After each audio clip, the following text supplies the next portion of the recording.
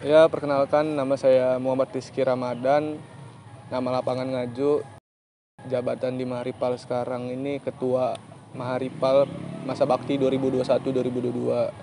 Ya, kalau untuk kepengurusan Masa Bakti 2021-2022 itu, kalau untuk program jangka panjang itu ada pengambilan tuan rumah TWKM di 2024, dan untuk program kerja jangka pendek untuk 1 tahun kepengurusan ini ya seperti latihan rutin, RBB, terusnya ekspedisi, dan banyak juga lingkungan kayak diskusi dan aksi gitu, dan desa binaan. Dan untuk program kerja unggulannya tersendiri untuk kepengurusan masa bakti 2021-2022 ini ada Maharipal World Climbing Competition yang ke-7.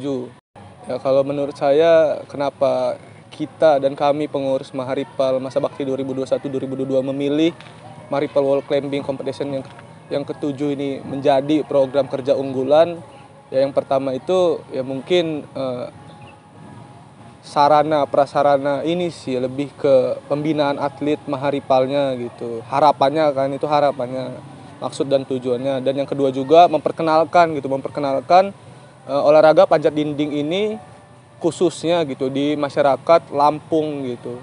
Ya kan, apa sih, di Lampung tersendiri ini kan kalau untuk olahraga rock climbing atau panjat dinding sendiri ini kan belum seperti di Jawa gitu, belum yang dikenal banyak orang gitu, masih pada awam. Makanya harapannya gitu terlaksananya Maharipal Rock Climbing Competition yang ke-7 ini untuk mengenalkan gitu masyarakat bahwasannya ada loh gitu olahraga panjat tebing atau panjat dinding gitu, khususnya di Lampung, dan skup kecilnya itu ya di kampus sendiri gitu.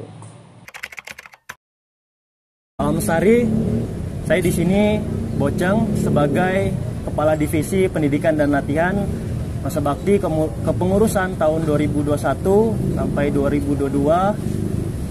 Di sini pada tahun ini ada namanya rangkaian pra pengkaderan dan pengkaderan, yang mana di tahun ini kita buat berbeda dengan tujuan memberikan pengalaman menjelajah kepada anggota muda yang belum mereka laksanakan di sebelum-sebelumnya. Karena di tahun ini semua daripada anggota muda mencoba divisi-divisi yang ada di Maharipal.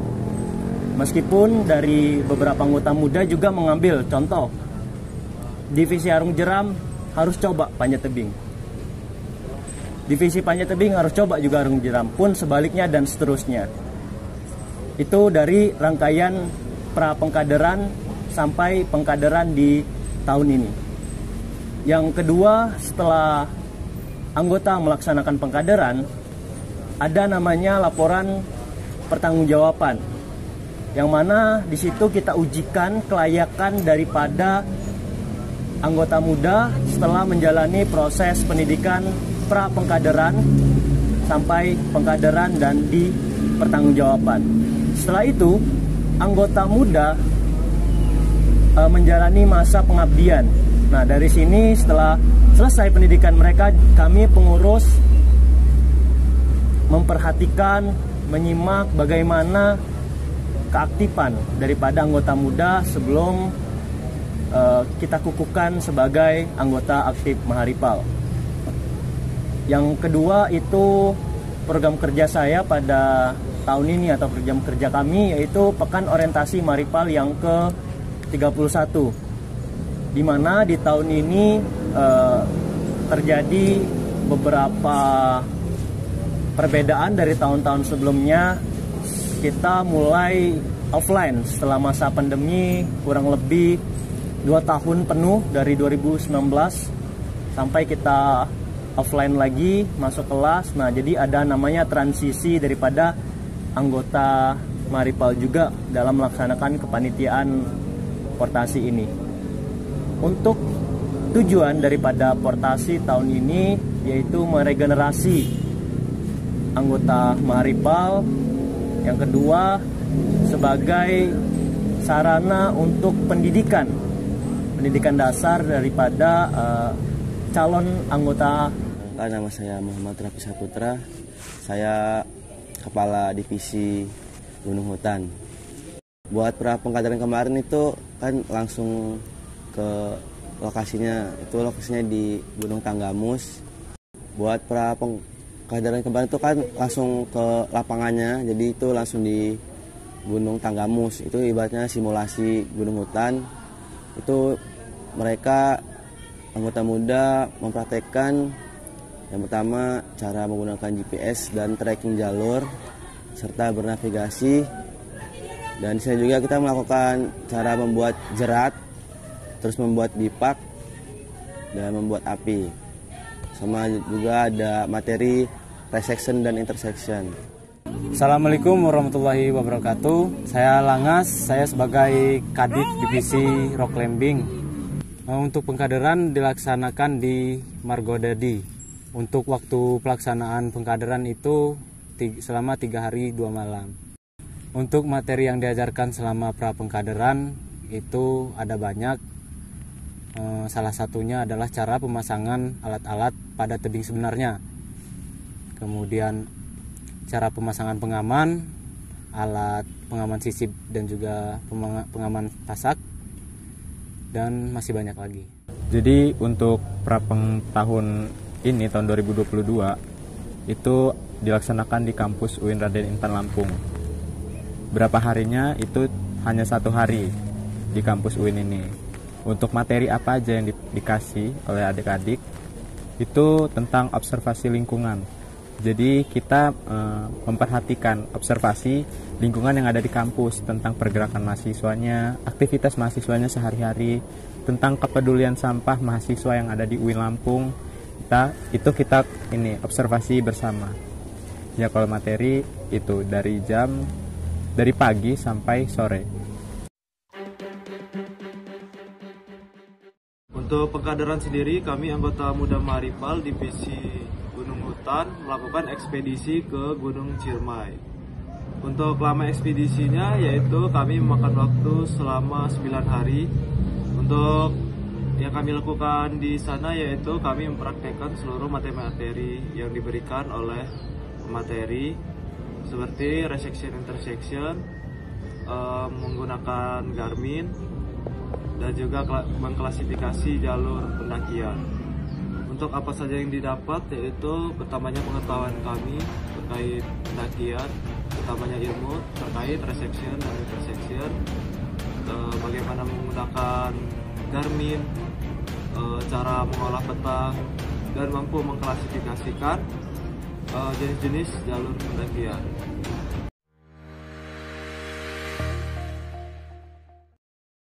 Kami dari anggota muda angkatan ke-30 dari divisi panjat tebing. Kemarin kami telah melaksanakan ekspedisi panjat tebing ke Tebing Hau di Padalarang, Kota Bandung Barat. Untuk waktu ekspedisi sendiri kami menghabiskan waktu selama 10 hari. Hal yang kita lakukan di sana yaitu mempraktekkan materi-materi yang sebelumnya telah diberikan ketika pra pengkaderan. Contohnya seperti mempraktekkan free climbing dan 2 taktik. Salah satunya yang kami lakukan yaitu Himalayan taktik. Dari ekspedisi ini kami mendapatkan banyak pelajaran. Salah satunya kita dapat mempraktekkan secara langsung gimana sih panjat tebing kalau di tebing aslinya. Terus banyak materi-materi juga yang kita dapat dari rekan-rekan di sana seperti konservasi kars dan banyak hal lainnya.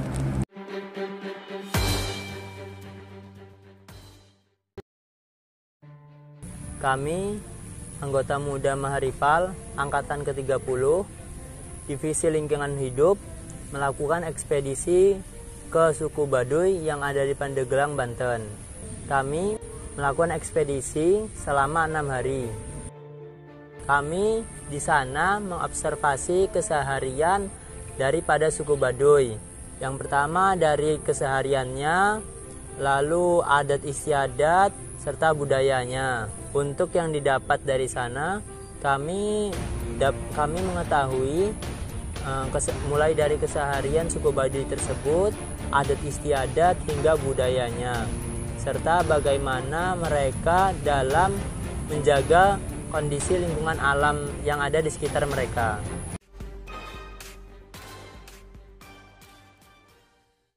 Pengajaran anggota muda Maharipal 29 dan 30 dari Divisi Ongjeram dilaksanakan pada tanggal 19 Maret sampai dengan 22 Maret 2022. Di sana, hasil yang didapatkan banyak sekali ilmunya, terutama dalam bermain atau teknik dalam mendayung sirip dan congkel, berenang jeram, serta melakukan throwback, scouting, banyak sekali, terutama juga saat kita melakukan trekking menggunakan Garmin saat di atas perahu dalam melewati jeram-jeram di sana. Assalamualaikum warahmatullahi wabarakatuh. Salam lestari. Alhamdulillahirrabbilalamin. Wassalatu ala asrofil anbiya'i wal mursalin wala alihi washabihi ajmain. Perkenalkan, di sini saya sebagai ketua pelaksana acara buka bersama dan bakti sosial 1443 Hijriah yang bertemakan meningkatkan kualitas diri, pertebal amalan di bulan suci. Dari bentuk kegiatan ini ada dua, yang pertama buka bersama dan yang kedua itu ada bakti sosial. Bakti sosial diselenggarakan di TPA Bakung. Yang kedua yaitu buka bersama seluruh anggota Maharipal yang berlokasi di Masjid Usuluddin UIN Raden Intan Lampung. Dari kegiatan ini kami mengadakan acara untuk mempererat tali silaturahmi sesama anggota Maharipal dan terjalinnya bentuk menebar kebaikan sesama makhluk yang lebih membutuhkan. Assalamualaikum warahmatullahi wabarakatuh. Salam lestari. Saya Adi Dwi Febrianto atau Gapatah. Benar, saya sebagai delegasi TWKM yang ke-32 di Tasikmalaya, Jawa Barat pada tanggal 4 sampai 12 Juni 2022. Dan isu yang saya bawa yaitu tentang adanya PLTU di Lampung yang mengakibatkan dampak begitu parah di Lampung ini, sehingga Lampung menjadi nomor urut 3 dengan polusi udara terkotor di Indonesia. Dan juga yang saya dapat di TWKM yaitu adalah silaturahmi antar mapala se-Indonesia tingkat universitas. Dan juga di TWKM saya mendapatkan ilmu tentang adanya persidangan yaitu di TWKM. Dan juga kita memecahkan isu masalah yang ada di Jawa Barat dengan cara menanam mangrove dan juga melepas tukik di pantai Sindangkerta, Tasikmalaya, Jawa Barat. Dan juga kenapa saya ikut TWKM, karena sebagai syarat untuk menjadi tuan rumah, karena Maharipal insya Allah akan menjadi tuan rumah di tahun 2024. Terima kasih. Wassalamualaikum warahmatullahi wabarakatuh. Salam lestari.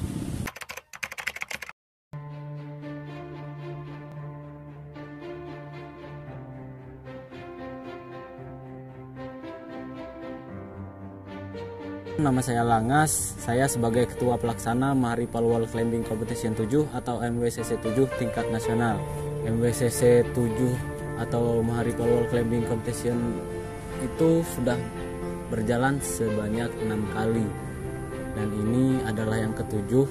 Untuk kegiatan ini memerlukan persiapan selama kurang lebih 6 bulan, yang dimana diawali dari bulan 3 sampai dengan bulan 8. Kegiatan ini membutuhkan waktu persiapan selama 6 bulan, yang dimana tentu banyak sekali hambatan dan juga kesulitan yang kami selaku panitia pelaksana hadapi.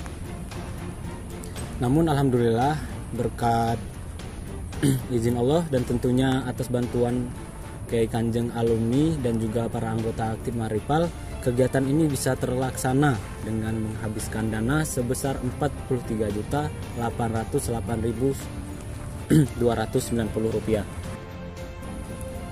Untuk waktu kegiatan itu berjalan selama 4 hari, dimulai dari tanggal 23 Agustus sampai dengan 26 Agustus 2022. Untuk Peserta yang mengikuti kegiatan ini totalnya sebanyak 112 peserta.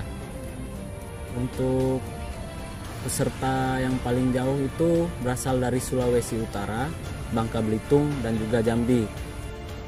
Untuk partisipan dari kegiatan ini tentunya dari pemerintahan Lampung, yaitu Gubernur Lampung, Kapolda Lampung, UIN Raden Intan Lampung tentunya, Baphomi Lampung, dan juga FPTI Provinsi Lampung. Terima kasih kepada seluruh pihak yang telah membantu berjalannya kegiatan ini, terutama Kiai Kanjeng alumni yang telah menyempatkan waktunya untuk membantu dalam kegiatan ini, dan juga anggota aktif Maharipal.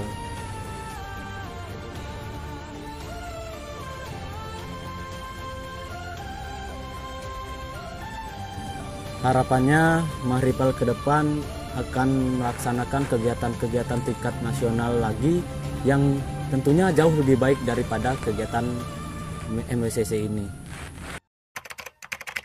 Pada pekan orientasi ke-31 ini, yang mana rangkaiannya kurang lebih 2 bulan untuk calon anggota muda Maharipal, dari mana proses mereka pertama open recruitment, yang kedua interview, yang ketiga materi ruang, yang keempat pra pendidikan dasar sampai ke pendidikan dasar, yang mana makan waktu 2 bulan.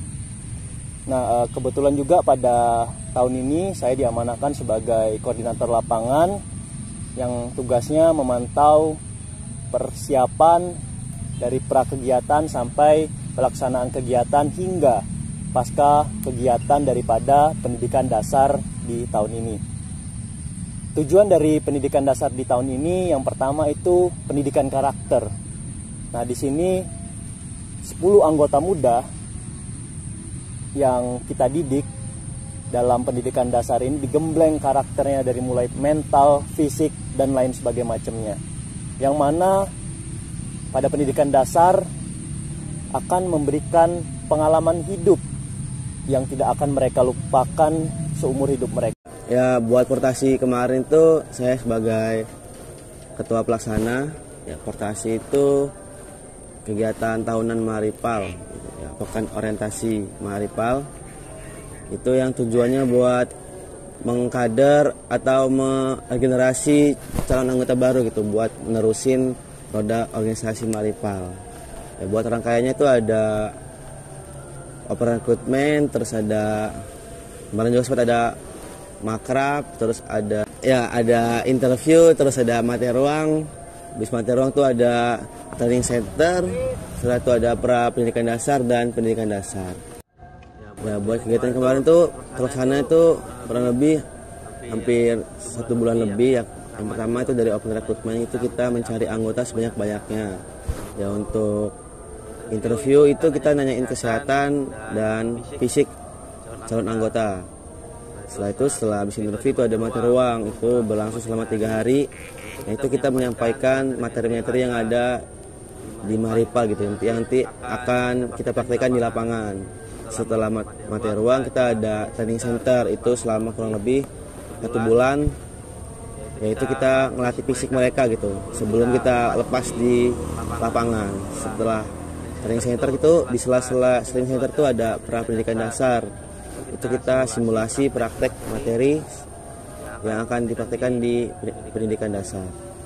Dan yang terakhir itu ada pendidikan dasar, itu berlangsung selama 10 hari. Itu kita ngelepas calon anggota di lapangan untuk mempraktekkan yang udah kita ajarkan. Nah, kemarin muatannya itu ada loyalitas, kekeluargaan, etika, dan materi. Dan kemarin itu kita tekankan di loyalitas. Jadi awalnya itu kita pembukaan di lantai 3 rektorat. Nah, terus mulai nih ngadain interview. Terus habis interview kita materi ruang, nginep 3 hari waktu itu. Terus habis itu mulai training center kurang lebih 20 hari. Terus juga kita pradiksar. Pradiksar apa aja tuh? Arum jeram, ada arum jeram. Terus RC.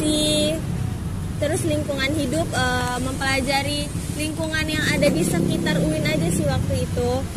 Terus juga belajar tentang baca peta waktu itu.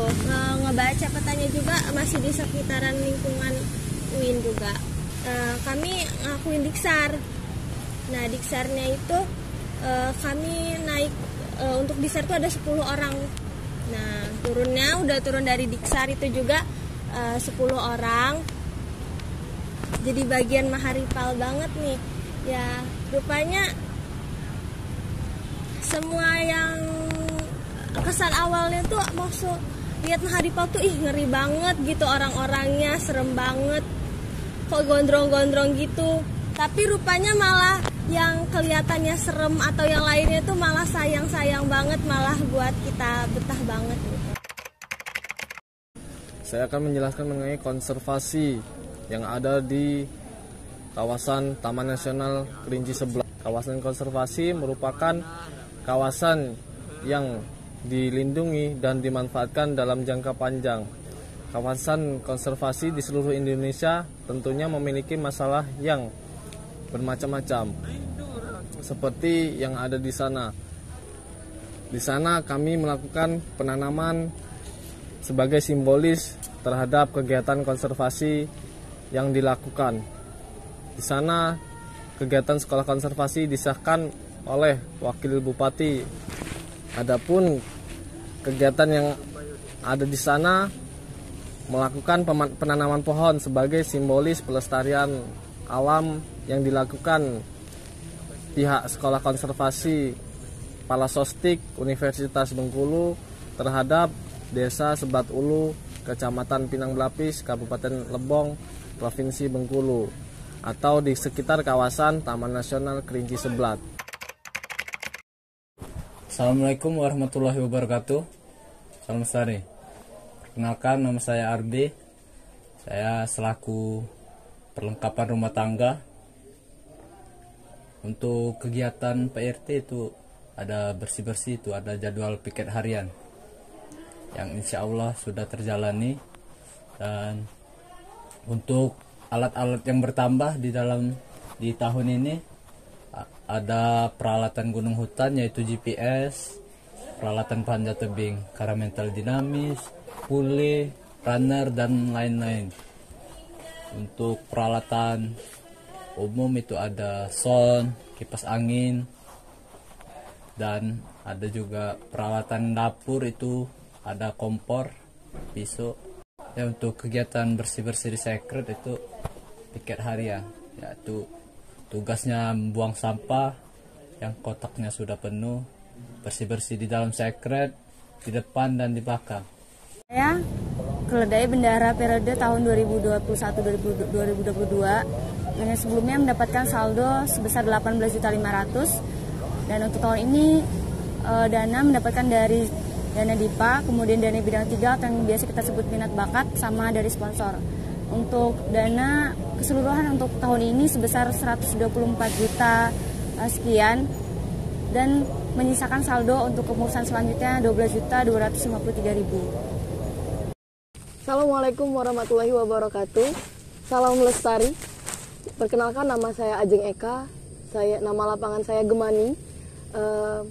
Saya di sini sebagai Wakil Ketua Maharipal masa bakti 2021-2022. Tugas wakil sendiri, yang pertama mengayomi anggota, membuat nyaman anggota itu di sebuah organisasi.